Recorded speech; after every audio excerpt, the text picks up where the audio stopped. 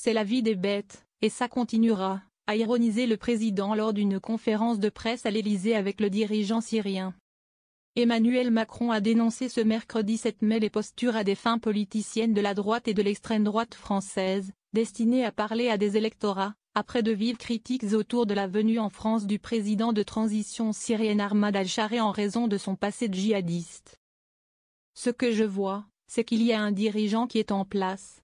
Il a mis fin à un régime que nous avions condamné, combattu, dont nous connaissons la responsabilité et il est prêt à s'engager. Les premiers actes ont conduit à des résultats, a-t-il ajouté, estimant qu'Ahmad al-Chareh était lucide. Face aux vives critiques d'une partie de la classe politique, l'Élysée avait déjà dû s'expliquer sur ce rendez-vous. Il s'inscrit dans un engagement historique de la France depuis 2011 en faveur des aspirations du peuple syrien pour un pays libre, stable, qui vit en paix avec ses voisins.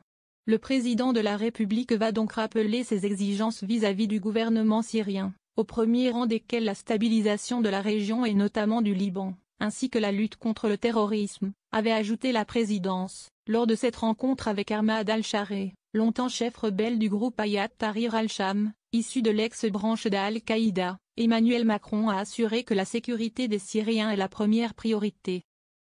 Le chef d'État a ensuite appelé à la levée des sanctions contre la Syrie. Rien ne justifie qu'elles soient maintenues parce qu'elles sont des sanctions aujourd'hui imposées au peuple et non pas à celui qui a massacré ce peuple, a-t-il argué.